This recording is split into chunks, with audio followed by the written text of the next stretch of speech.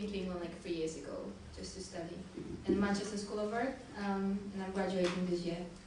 And well, usually all my previous films were quite light, and my films were quite feminist. So this time I've got loads of time to think over the summer, and I tried to do something different. And I actually been quite interested in kind of state of mind. Why it's quite simple question why people actually kill and what they think when they do, because it's of course it's wrong, and it's not that someone's just crazy. I think it's something deeper inside. It's not just. So you're trying to get inside the psychological state of the it's killer. Just trying to understand really. It's not justifying or anything. And so, kind of like, what process did you go through with the writing? With kind of what were you thinking about that? Firstly, I came up with an idea of connecting two arts, so it's cinema and theatre. And firstly, I thought that with the reality, so how the killer's action, all that part, it's gonna be more in kind of Lars von Trier dogma style. So even really, really handheld and all those things. So, and then the theatre, I wanted to be very poetic and perfect visually. Like later on, decided maybe just to kind of. Did you have a budget for this, or was it a student project? Or?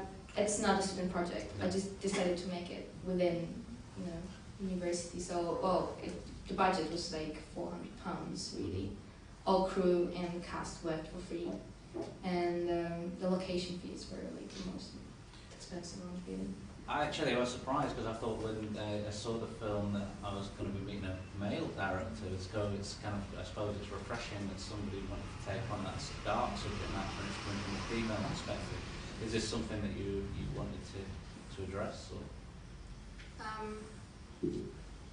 Well, when I was making this film, like quite a few people told me that this film insults women because it portrays a victim as if she doesn't have any choice, and she doesn't really have a choice to express her opinion or like feelings or anything else.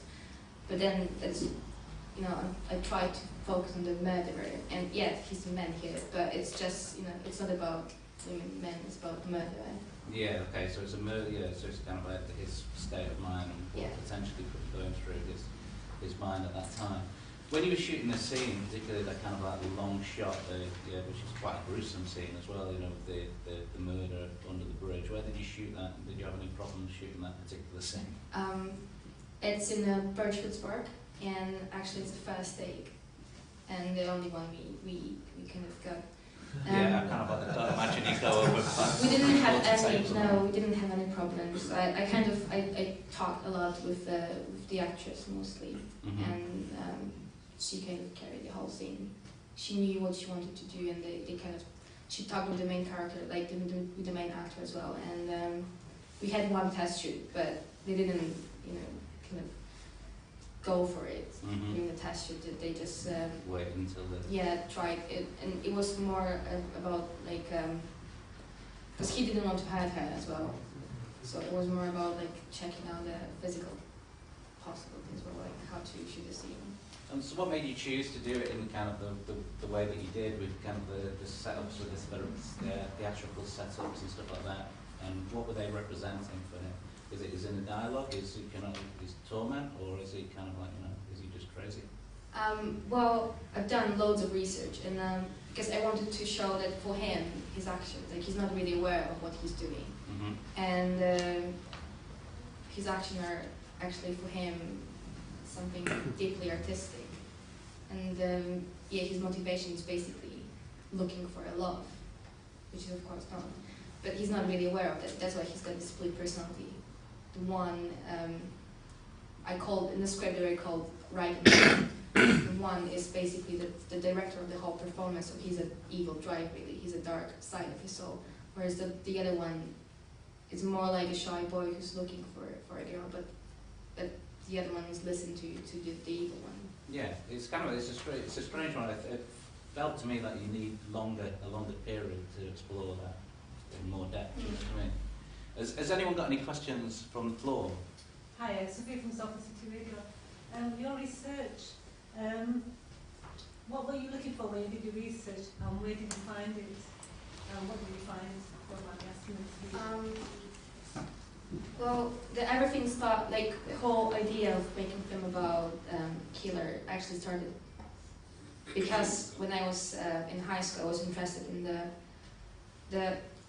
massacre in Virginia happened when the boy just came to the school and just killed, the students. And I was just, I started with that. So why would he do that?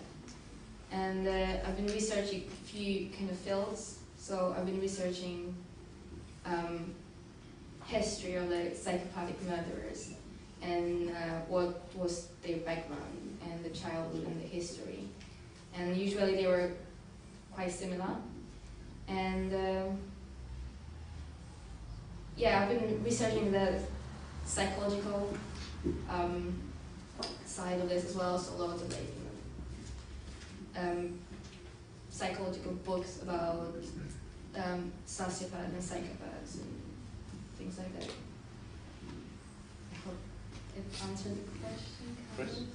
So is your character the typical psychotic murderer, or is he, you know what I mean, is he what you say, what they say, character profile? Is he that original typical character profile, or is he just no, I wouldn't say that. No.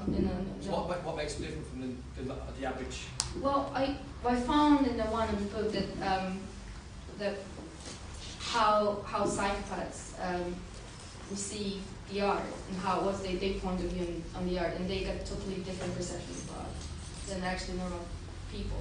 It's not like they can admire the art. They got different feelings. They can't really distinguish what's wrong, what's right, what's love, what's hatred.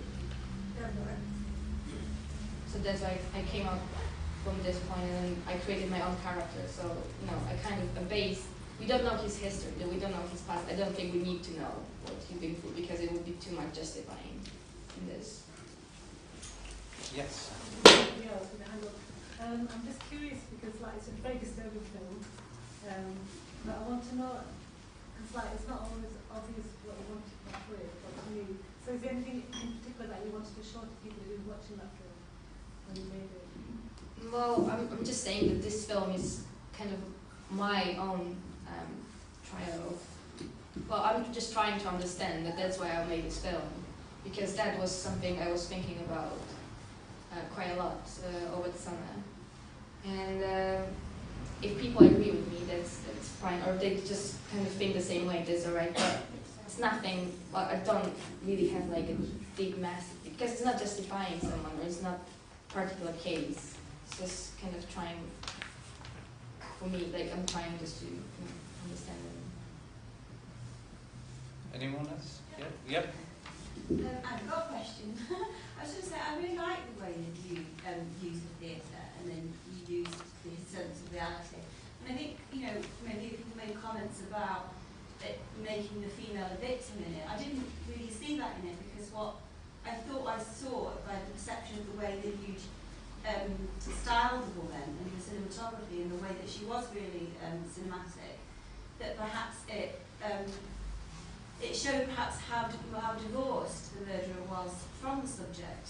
And in that, I felt that really drawn me into the kind of inner dialogue and the mentality of what was going on with the murderer, which is what I thought was quite interesting about the film and what I thought worked. So in a way, I think your exploration was really